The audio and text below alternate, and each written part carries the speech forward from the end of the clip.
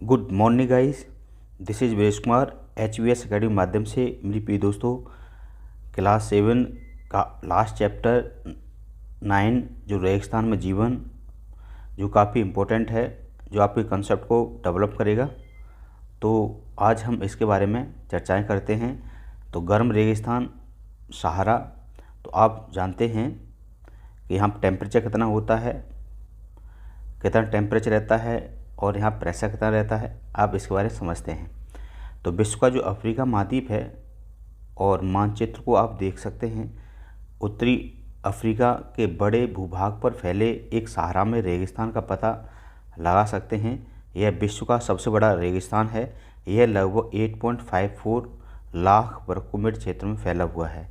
क्या आप इस बात को याद होगा कि भारत का जो क्षेत्रफल है 3.2 लाख वर्ग किलोमीटर है। सहारा रेगिस्तान 11 देशों में फैला हुआ है। क्लियर दोस्तों? तो ये देश जो अल्जीरिया, चाड, मिस्र, लीबिया, माली, मार्तिनिया, मोरक्को, नाइजर, सूडान, ट्यूनीशिया और पश्चिमी सहारा हैं। Clear friends? तो रेगिस्तान के बारे में सोचते समय आपको आपके मस्तिष्क में तुरंत ही रेत का एक दृश्य उभरता है, परंतु सहारा मरुस्थल बालू की विशाल परतों से ढका हुआ ही नहीं है। वहाँ बंजर बजरी के मैदान और नग्न चट्टान सतह और उत्थित पठार भी पाए जाते हैं। तो चट्टानी सतह कुछ स्थानों पर 2500 मीटर से भी अधिक ऊंची हैं। Clear friends? तो इस तरह से आप इसमें एक दृश्य दे सकते हैं सहारा डेजर्ट का, ये आपको दिखाई दे रहा है। Clear friends? तो आगे चलते हैं। जो आपको ये जानकर एक आश्चर्य होगा कि आज हमारा सहारा रेगिस्तान एक समय कभी हरा भरा मैदान हुआ करता था, जो आज सहारा की गुफाओं से प्राप्त चित्रों को ज्ञात होता है कि यहाँ नदियाँ तथा मगर पाए जाते थे, लेकिन हाथी, शेर, जिराफ, शुतुरमुर्ग और भेड़, पशु, बकरियाँ सामान्य जानवर थे। परंतु यहाँ ये जलवायु परिवर्तन से इसे बहुत गर्म और शुष्क प्रदेश में बदल दिया है। तो आप इस चित्र के माध्यम से देख सकते हैं। तो यहाँ पर ये सहारा का मरुस्थल विश्व का सबसे बड़ा डिज़र्ट है, जो कि 11 देशों में फैला हुआ है। तो आप इसका अवलोकन कर सकते हैं, देख सकते हैं, जिस तरह से पश्चिमी सहारा, मार्तिनिया, मोरक्को, ट्यूनीशिया, अल्जीरिया, लीबिया, मिस्र, सूडान, चाड, नाइजर एंड माली, इस तरह से ये सारे क्षेत्र में फैला हुआ है। Clear friends? और सबसे बड़ा मरुस्थल यहीं पर स्थित है। क्लियर?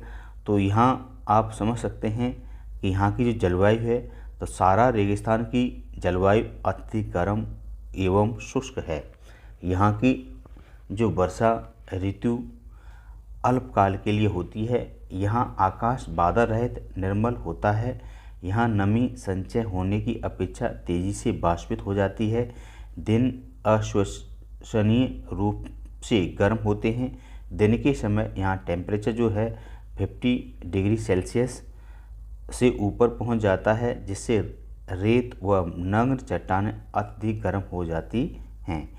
इनके ताप का जो विकिरण सूर्य से चारों तरफ सब कुछ गर्म हो जाता है। रातें अधिक ठंडी होती हैं तथा तापमान गिर कर के हिमांक बिंदु लगभग 0 डिग्री सेल्सियस तक पहुंच जाता है। तो आप समझ सकते हो कि यहाँ टेम्परेचर सीधा पड़ता है। और वनस्पति जात, प्राणी जात यहाँ क्या क्या मिलते हैं? तो सहारा रेगिस्तान की जो वनस्पतियों में कैक्टस है, खजूर के पेड़ हैं, एकेशिया पाए जाते हैं।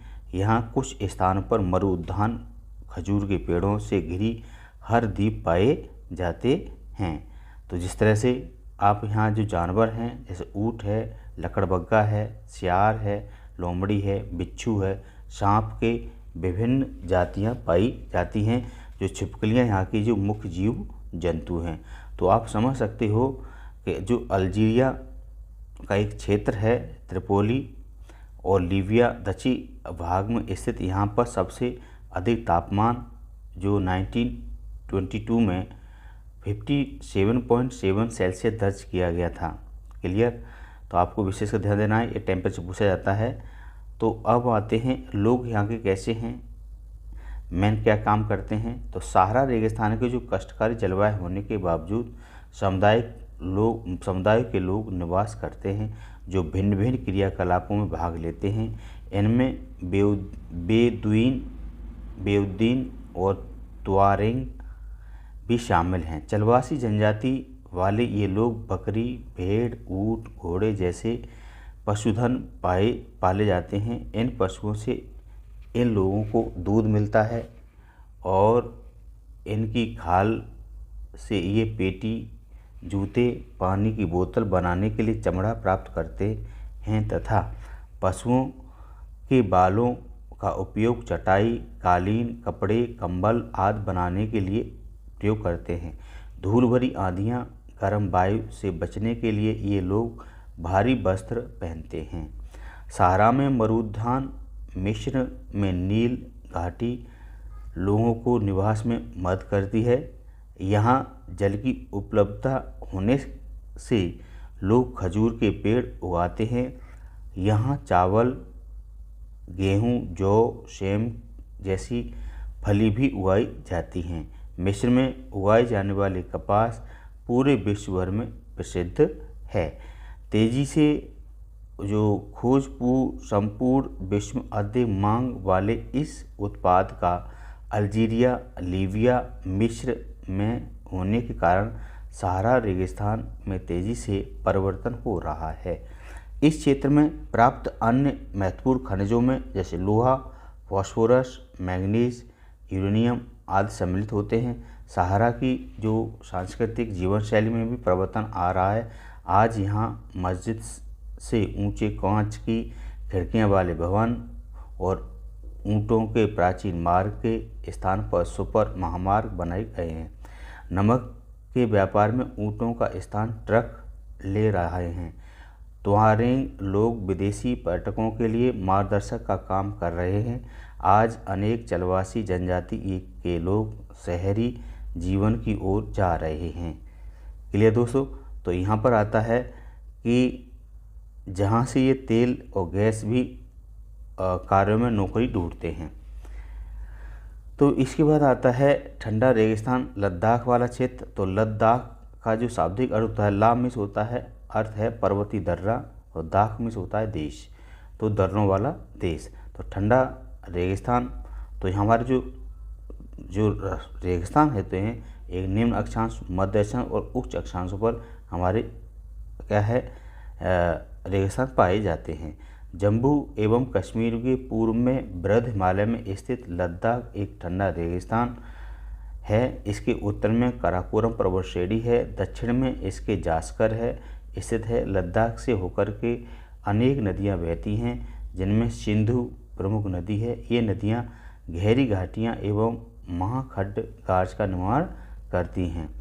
लद्दाख में अनेक हिमानी हैं जैसे ग्रेगरी हिमानी। लद्दाख की ऊंचाई कारगिल में लगभग 3000 मीटर से लेकर काराकोरम में 8000 मीटर से भी अधिक पाई जाती है। अधिक ऊंचाई के कारण यहाँ की जलवायु अधिक शीतल एवं शुष्क होती है। ऊंचाई पर ये वायु परत पतली होती है जिससे सूर्य की गर्मी अधिक तीव्र महसूस होती है। ग्रीष्म ऋतु में दिन का तापमान 0 डिग्री सेल्सियस से भी अधिक होता है। यह रेगिस्तान के तापमान 0 से 300 सेल्सियस के नीचे चला जाता है। शीत ऋतु में यह बर्फीला ठंडा हो जाता है। तापमान लगभग हर समय 40 डिग्री सेल्सियस से नीचे ही रहता है। चूँकि यह हिमालय के वृष्टि छाया क्षेत्र और यहाँ वर्षा बहुत ही कम होती है। क्लियर। तो आप समझ सकते हैं कि पृथ्वी के सबसे ठंडे स्थानों में से एक द्रास लद्दाख में स्थित है। यह विश्व में दूसरा स्थान रखता है। क्लियर। तो आप ये जम्मू एंड कश्मीर का क्षेत्र देख सकते हैं। इधर आपके पश्चिम में गिलगित है और उत्तर में सियाचिन हिमनद है और ये पूरा क्षेत्र अलग से दिखा रहे हैं। इसमें दे रखा है ये वाला। तो ये पूरा क्या है आपका एक डिजर्ट है, इसे कहते हैं कोल्ड डिजर्ट, ये वाला क्षेत्र है।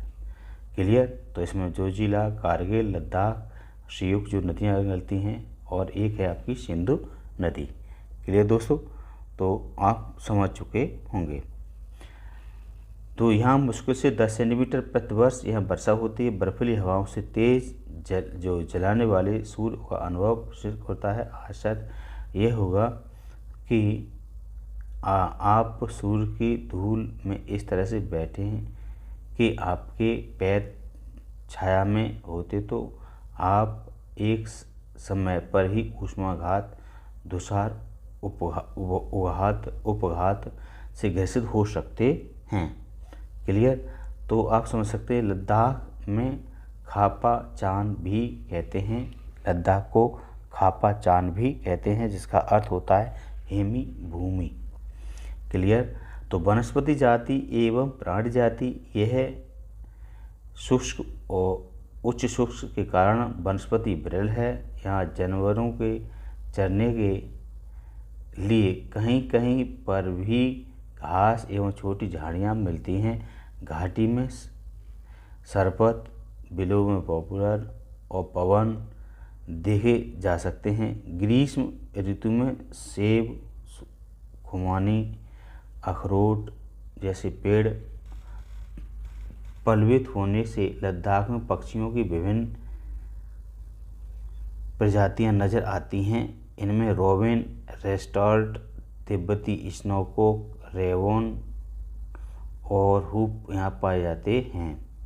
फिर ये कह रहा है कि इनमें से कुछ प्रवासी पक्षी हैं जो लद्दाख में पशु के जंगली बकरी और जंगली भेड़, यॉक, विशेष प्रकार के कुत्ते आदि पाए जाते हैं।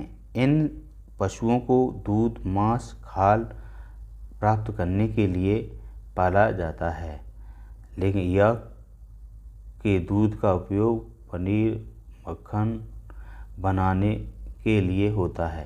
भेड़ बकरी के बालों का उपयोग ऊनी वस्त्र बनाए जाते हैं। क्लियर। तो इसके अब देखते हैं पीपल के बारे में बात करते हैं, लोगों के बारे में बात करते हैं। आपको पता है कि लद्दाख एक तिब्बत और मध्य एशिया निवासियों के बीच कोई एक समानता पाता है। लद्दाख क्या यह अधिकांश लोग तो मुसलमान एवं बुद्ध। वास्तव में लद्दाख क्षेत्र में अनेक बौद्ध मठ और अपने परंपरागत गोपा के स्थान पर यहाँ कुछ प्रसिद्ध मठ हैं जो हेमिस, चिक्से, शू, लामायुरु।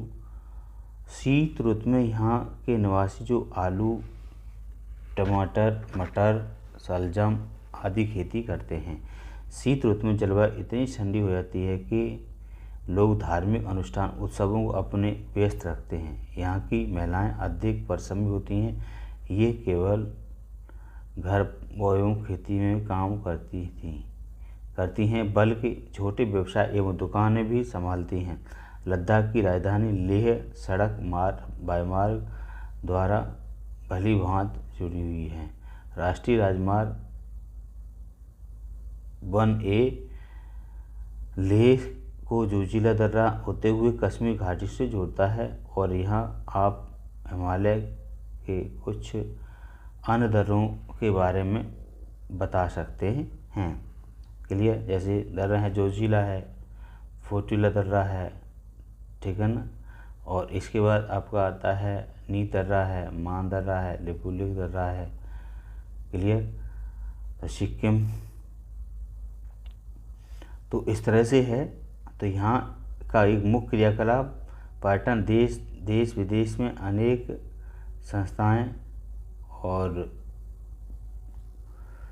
पर्यटन के लिए आते हैं। गोपा दर्शन, घास के मैदान में हिमनदी को सैर, उत्सव का अनुष्ठान को देखना यहाँ के प्रमुख पर्यटन आकर्षण हैं। आधुनिकीकरण के फलस्वरूप यहाँ के जीवन में परिवर्तन आ रहा है, लेकिन लद्दाख में लोग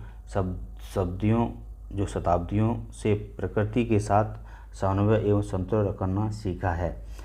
जल एवं ईंधन जैसे संसाधनों की कमी के कारण ये शक्ति अनुसार मितव्ययता से भी उनका उपयोग करते हैं और कुछ भी व्यर्थ नहीं करते हैं।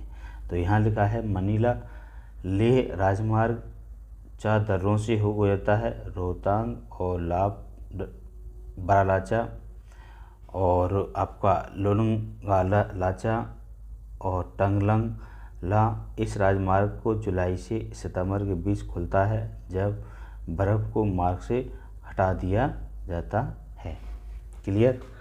तो इस तरह से ये है सारी चीज़ें। यहाँ पर क्या है, हमने क्रियाकलाप, देश विदेश के पर्यटन स्थल, और यहाँ पर गया ये सारी गौ हेमंत को उत्सव अनुष्ठान आधुनिकरण के फलस्वरूप जनजीवन परिवर्तन, और यहाँ संतोषी का है, और ये सारी बातें इसमें उपयोग में आती हैं। तो मेरे प्रिय दोस्तों, आज ये काफ़ी इम्पोर्टेंट टॉपिक था, और यहाँ से आपके क्वेश्चन बनते हैं।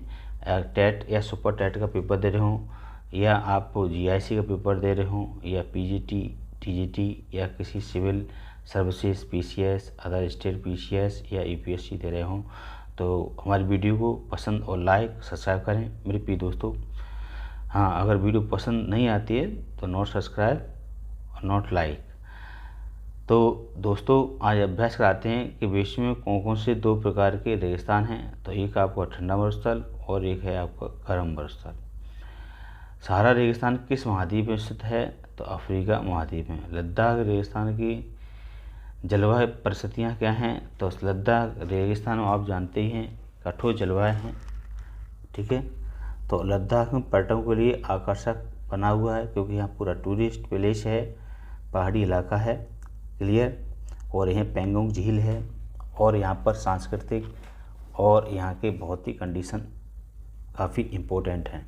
सहारा रेगिस्तान के लोग किस प्रकार के वस्त्र पहनते हैं? तो आपको पता ही है, सहारा में गर्मी पड़ती है तो हल्के कपड़े पहनते हैं, सफ़ेद कपड़े पहनते हैं। लद्दाख में उगने वाले पेड़ों के नाम कौन से आप जानते ही हैं। इसमें है आपका, इसमें सारे जो पेड़ मिलते हैं आपको, जिस तरह से है चीड़ है, फड़ है, ये सारे मिलते हैं यहाँ पर। और इसके बाद कह रहा है सहारा अफ्रीका किस भाग में स्थित है? तो ये है उत्तर में। सहारा किस प्रकार का मरुस्थल है? तो ये कैसा है? गर्म मरुस्थल है। लद्दाख रेगिस्तान और अधिकतम निवासी हैं। लद्दाख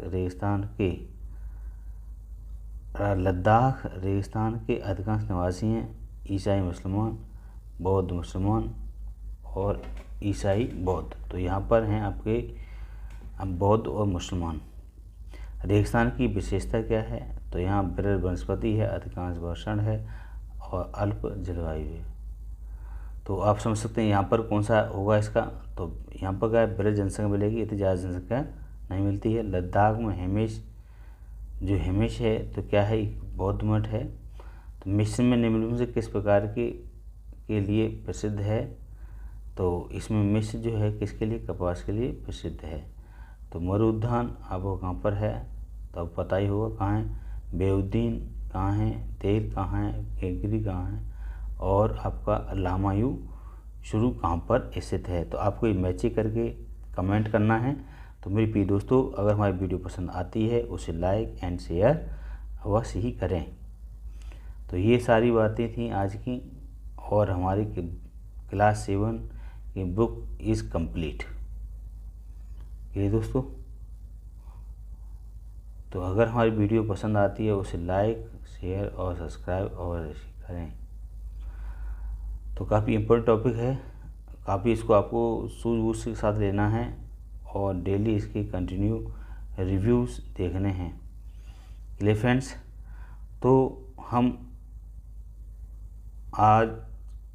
अब हम आपसे अनुमति लेते हैं। Thank you, bye bye and take care.